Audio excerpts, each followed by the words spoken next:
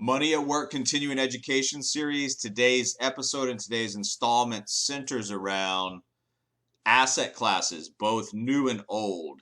Asset classes are groupings of investments that have similar offerings or characteristics. What are some of the major asset classes? What are the expected returns and what are the expected risk of each one of those? So today what we're going to do is we're going to go through the most common asset classes as well as discuss the birth of a new one, which is rare, what they have historically returned, and the risk of holding that asset class at either any given time or over the long run. First up is cash and cash equivalents. Most investors hold a percentage of their holdings in cash as a way of maintaining their liquid assets or simply providing safety and comfort in volatile times. Cash is currency, and the cash equivalents include things like treasury bills or notes, money markets, commercial paper, etc. Currency is currency, and so for both cash and cash equivalents, there's a price to pay for the liquidity as well as the safety. Cash equivalents usually have a lower yield when comparing against other asset classes. Cash has very low risk and offers very low to literally no returns. The returns on these investments have been close to the inflation rate over the past 80 years, which is about 3%. However, looking forward, you can probably expect that the real return on these investments, which is adjusted for inflation, will be essentially zero. So don't expect the money invested here to grow or really even keep pace. Next up, fixed income or bonds. So fixed income generally refers to those types of investments that pay investors a fixed interest or a dividend payment until a specified maturity date. At maturity, the investors are repaid the principal amount they had originally invested. The most common fixed indexed or fixed income investment is bonds. Government and corporate bonds are the most common types of fixed income products. For example, treasury bonds, government bonds, agency bonds, municipal bonds, corporate bonds, or even mortgage-backed securities, as well as typical things like certificates of deposit. As the name implies, the yield on fixed income assets is fixed. You can generally determine your expected return when you first invest, but typically you're not going to make any more than that. There are four key features that this asset class has: diversification, capital preservation, income generation, and potentially a favorable tax treatment. The offset in fixed income is that they are subject to various risks, including changes in the interest rate environment, credit quality, market valuations, liquidity, prepayments, early redemption, corporate events, tax ramifications, or other factors. Investment in fixed securities typically decrease in value when interest rates rise, so they have an inverse relationship. The risk is usually greater for longer term securities or lower rated or non-rated securities. Next up, real assets. Real assets are based on tangible things, and the big three are real estate, infrastructure, and commodities. Unlike other asset classes, the value of the listed real asset investment comes from the physical nature of the underlying assets. The inherent characteristics of real assets can vary, but there are several features that they all have in common. Real assets can offer the opportunity for diversification, inflation hedging, and competitive total return potential. Real assets also serve as a non-traditional source of income, which is a feature that investors frequently overlook. Now, real assets can appreciate in value, though in some cases, to realize those returns, you may need to sell the asset itself.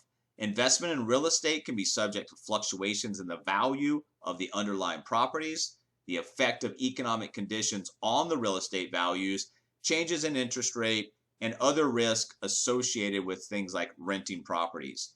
Investment properties can also provide income, and because rents can often increase with the cost of living, this can help investors combat inflation. Commodities earn returns based on a basic supply and demand versus probability or profitability. Whether that be oil, gold, or corn, they all follow the same underlying price structure.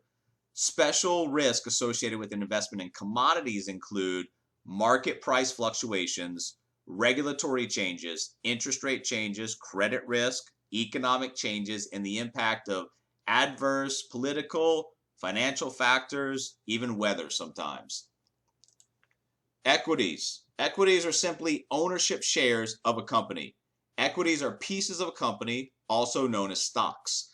When you buy stocks or shares of a company, you're basically purchasing an ownership interest in that company. A company's stockholder or shareholders all have equity in the company. There's a wide variety of ways to own a portion of the company, from publicly traded shares to funds that own stocks and even investments in privately held companies. Equity investors purchase shares of a company with the expectations that the shares will rise in value in the future and or generate dividends. If an equity investment rises in value, the investor would receive and recognize the gains by selling the shares. Once a company appreciates in value, your share of the company is obviously worth more too. Those returns that can come in two ways, like we talked about: the appreciation of the asset or the dividend payments that come off that asset, both driven by the company's earnings. It's possible for you to lose money, including your principal investment here. Equity securities are subject to stock market fluctuations that occur in response to economic and business developments. Remember, the trade-off for a potential higher return is higher risk. And the last thing that we're going to talk about today is the birth of a new asset class. It's crypto and digital assets. It's not very often we see the birth of a new asset class, but that's exactly what's happening with cryptocurrency and digital assets. A cryptocurrency is a form of a digital asset on a network that is distributed across a large number of computers through the blockchain. They enable secure online payments without the need or use of third-party intermediaries. Experts do believe that the blockchain and the related technology will disrupt many industries, including finance and law.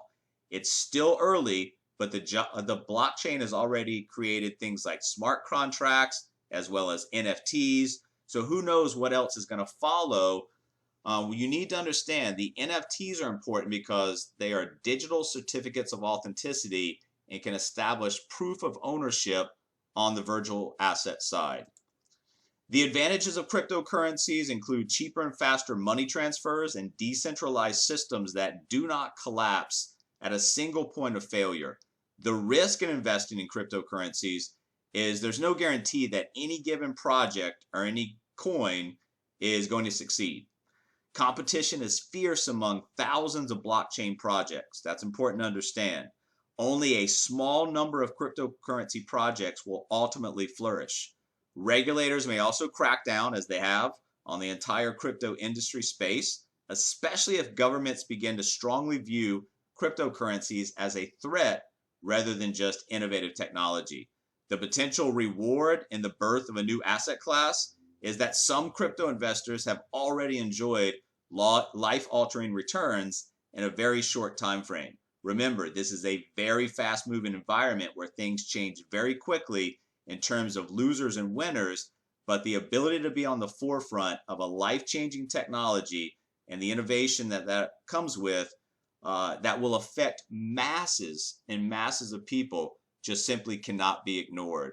The bottom line is you got to do your research, understand the risk factors, compare against your own risk tolerance, and map out what you're trying to accomplish. Many times you can reverse engineer what you're trying to accomplish to a specific asset class or group that makes sense for that situation, need, or goal. You want more advice on money, entrepreneurship, investments, etc.?